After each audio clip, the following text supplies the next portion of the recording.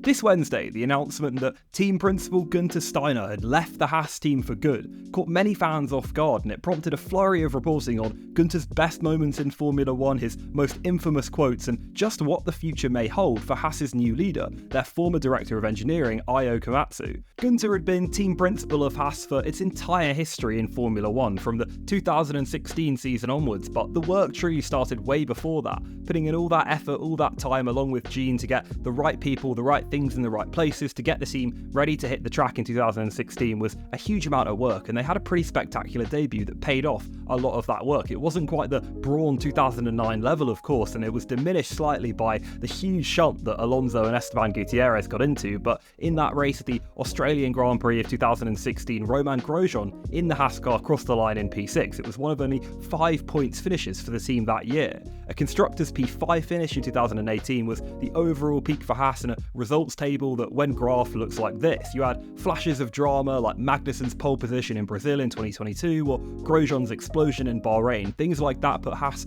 right at the forefront of the Formula One coverage, but now they're at the forefront for an entirely different reason. Gene Haas's quote in the press release that announced Günther's departure from the team said that, "I'd like to start by extending my thanks to Günther Steiner for all his hard work over the past decade, and I wish him well for the future. Moving forward as an organisation, it was clear that we need to improve our on-track performances. In appointing Io Komatsu as team principal, we fundamentally have engineering at the heart of our management. We've had some success, but we need to be consistent in delivering results that help us reach our wider goals as an organisation. We need to be efficient with the resources we have, but improving our design and engineering capability is the key to our success as a team." Now, of course, a quote like that, that's functional language for the sponsors and the reputation of the team rather than anything super meaningful, and it's been pointed out by many just how hollow that thanks feels, as Günther was apparently not even allowed back into the factory to give his staff a proper send-off. You can be certain at some point we'll get Günther's side of that story in a book or a podcast sometime soon, and it'll almost certainly contain some words that I can't say on YouTube without getting demonetized, but we know how important that authenticity was to him and the fans, even if the consistent inconsistency of his managerial performance left much to be desired on track. Mick Schumacher was particularly outspoken after his move to that Mercedes reserve driver position, being, I guess, kind of pleasantly surprised when he went from seeing the inside of that Haas garage to the Silver Arrows. He saw how an elite team really goes racing, and it gave him that really stark contrast. What Haas did do, though, was fit the needs of the Drive to Survive series right at the inception of that show. Brilliantly, right at the start, they gave them this kind of mutually beneficial access to be able to sell the story of Haas, to let people know about this struggling team at the back of Formula One that wasn't often making the headlines. But as the series got developed and they started to film more with the winning teams, it gave us further proof of that contrast that Mick was talking about. Being funny and well-liked is good, but it doesn't score World Championship points. You might get some extra money to go racing and try to score those points with, and repair your smashed doors, but that's about it. And the other chapters, the lowlights of the Haas story, they're things like Rich Energy or Nikita Mazepin. They're tough and they're products of prior failures, and to a large extent, Günther's popularity in the Netflix show, that allowed those new sponsors to come in, and with that it enabled a move away from the pay driver model to the current lineup of Magnussen and Hülkenberg that they take into 2024. So whether that move continues without Günther's personality holding it all together will be a key challenge for Komatsu. But the Steiner story kind of got me thinking about what makes a great Formula One team principal, and what some of the greats throughout Formula One's history can show us about what it takes to be a great leader. This tweet here and this graph too tell us that many of the current team principals are new to the game, so what can they learn from the legends of old? To some extent, the numbers seen are a little misleading, a little reductive. Of course, Andreas Seidl is a key part of that Alfa Romeo Sauber stake leadership, and he brings with him that experience of leading McLaren. Fred Vasseur too, of course, had that time at the top of ART and Alfa Romeo before that. But on the whole, we do still see this pattern of inexperience throughout the current grid of team principals. Andrea Stella taking over from Seidl at McLaren proved this year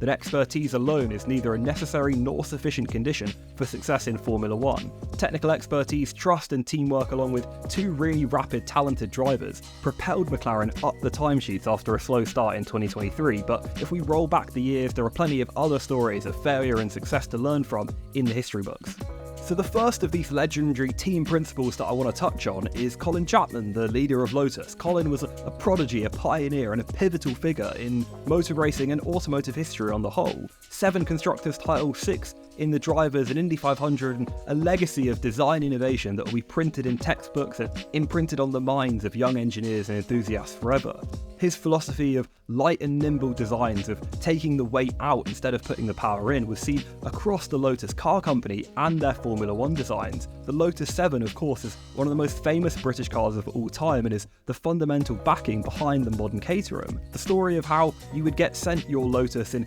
different parts with a manual of how to put it together to get around this purchase tax was a genius bit of thinking and a great example of a quote that Colin would say all the time. He would say that rules are for the obedience of fools and the interpretations of smart men. That was something that was pivotal, of course, to his road car business and the Formula 1 side, going racing purely for the love of it, getting that brand identity of Lotus, establishing them as a great among the European giants, an independent brand that really took it to the leaders of the sport. And one of the things that Colin was a pioneer at too was turning the car into this kind of moving billboard of getting the logos of sponsors, getting other people to pay for the racing, selling them on the promise of that success and then delivering on it. So you make the partnership valuable for both sides. You sell the sponsor the opportunity to be on a winning car that then gets them enough publicity by the fact they're on that winning car to pay back the cost of that sponsorship. He was hugely well known and popular within the UK, and the legacy of Lotus has continued with a few gems coming out of their current road car business in recent years, allowing that spirit of light, nimble, brilliant cars to live on. Their returns to Formula 1 after Chapman's death and the initial dissolvement of the team in '94 were a little bit mixed. Of course, Kimi's amazing 2013 season nearly bankrupted them because of a contract dispute, but I think overall the lesson from Colin Chapman's career is that he was really this kind of idiosyncratic design auteur. In the era back then that he was leading Lotus, so many of the modern design innovations that are normal both in road cars, in junior Formula cars and Formula 1 today were undiscovered and untested, and what Colin did was not only come up with these things, but go out and test them, build and iterate them to allow them to progress and get into modern Formula 1. Things like the Chapman struts, the monocoque, the engine at the back, side skirts, wings, ground effect, lessons learned back then that particularly in the modern era of the regulations are still particularly pertinent today. Of course then it was a fundamentally hands-on leadership approach, one where his personality defined the team so much to a greater extent than Gunter's ever did, and maybe to a greater extent than anyone else in Formula 1 history apart from Frank Williams. And Frank Williams was the next name that I wanted to touch on when we look at these legendary leaders, an inspirer, an independent innovator, the owner and manager of his team, and it was only on his second attempt at building a Formula 1 team that he truly found that success. The original Wolf in Formula 1 was part of his original team's iteration, but it was on the second attempt that Williams Grand Prix Engineering were able to build through their start as a tiny brand, putting every penny towards improving the car in any way, trying to get slightly closer to a racetrack with every minute of business operation, eventually making it there, making it up to their first win, their first championship, then building this dynasty throughout the 80s and the 90s of being one of Formula 1's greatest ever teams. Claire Williams said after the sale of Williams in 2020 that what my dad has achieved in this sport is monumental, it's extraordinary. He came from nothing. I think a lot of people have forgotten where this team came from. My dad literally came from nowhere with a small dream, and he fought and fought to get this team to where it is, and that's a legacy that today is being continued by the leadership of James Vowles behind the driving skills of Alex Albon. We're seeing that Williams name get back to at least the middle of Formula 1 and hopefully the front in the future, but it's great to see that carried on in some way, and I think that Vowles has drawn inspiration from the leadership of Williams to get that team where it deserves to be. And then moving forward a little bit into a more modern story, one of the most famous stories in the history of Formula 1 is that Brawn team, led by their team principal Ross Brawn, who gave his name to that car, gave his finances behind the team, and it was under his leadership they put together this incredible story that was captured in that Disney documentary. The idea that you could take a team that was on the brink of bankruptcy, foster that team spirit again behind a new brand, get that new Mercedes engine, retrofit it to that Honda design chassis, make it work, bring with it all those little technical innovations on top of the whole double diffuser idea. Brawn shared a similar educational background and a spirit as Colin Chapman, and had connected in the early side of his career with Patrick Head before going to Benetton and then to Ferrari and then to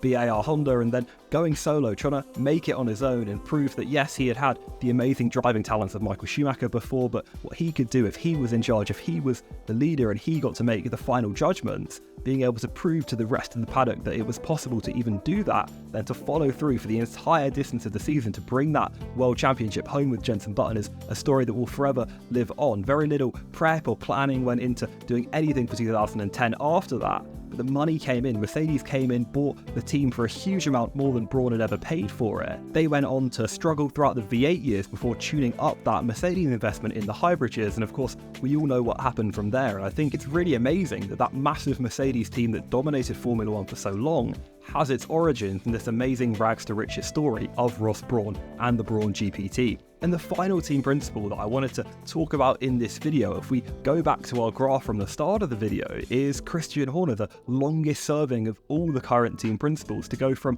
a driver himself to the leader of a junior team to building that racing dynasty with Jonathan Wheatley and Adrian Newey over in Milton Keynes. Of course, there's that famous clip of Christian talking to Martin on the grid before one of the Singapore Grand Prix, and he says to Martin, "Oh, it's a shame you're too old to have driven here," and Martin says, "It's a shame that you weren't fast enough to get into Formula 1, and that was true for Christian. He wasn't a fast enough driver, but all throughout the time while he was a driver, he was learning about how to run a racing team, and he was much better at that than basically anyone else in the world. He first met Helmut Marko when they were going around that junior circuit, competed against him and his drivers, and then finally learned of their ambitions to buy the Jaguar team to get into Formula 1. And actually, speaking of Jaguar, interestingly enough, that gives us a connection all the way back to Günther Steiner, who was working at Jaguar at the time and spent a year with Red Bull Racing before Newey was brought in. But for Christian, the spirit of building that junior team, of keeping that element of running a junior team through the evolution of Red Bull, has reaped so many benefits in their driver academy, right? You look at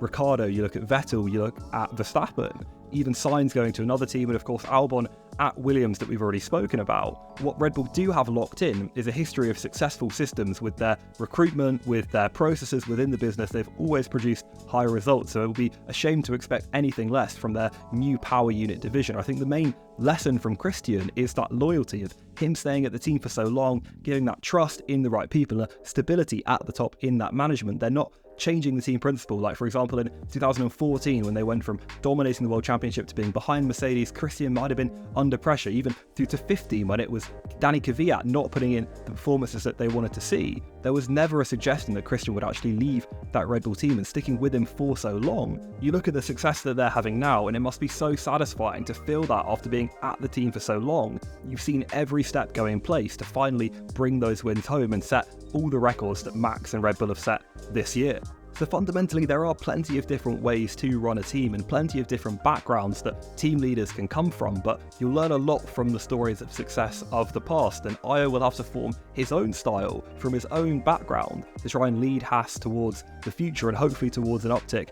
in performance, just like Williams have gone through with Valves. Team leadership in the modern era of interviews and podcasts and analysis videos like these, social media engagement adds this whole new dimension to the new challenge of success in sport. Günther was really good at that, but I suppose probably wasn't so great at the rest of it, and it doesn't take a lot to realise that if you're a shareholder or a sponsor, you'd much rather have weak interviews but good on-track performances if you had to pick between the two. Christian covers both very, very well, as does Toto, James and Fred at Ferrari. Again, for Io, balancing that will be a new challenge alongside his bump in responsibility. So there's plenty to think about, I hope, and let me know your thoughts in the comments too. Who do you think is the best team principal on the grid, and what style of leader would you be if they gave you the keys? For now though, I'll say thank you very much for watching. Subscribe here to stay up to date with all the news from the world of F1 throughout the off-season, and check out crash.net for coverage across the 2- and 4-wheeled racing worlds.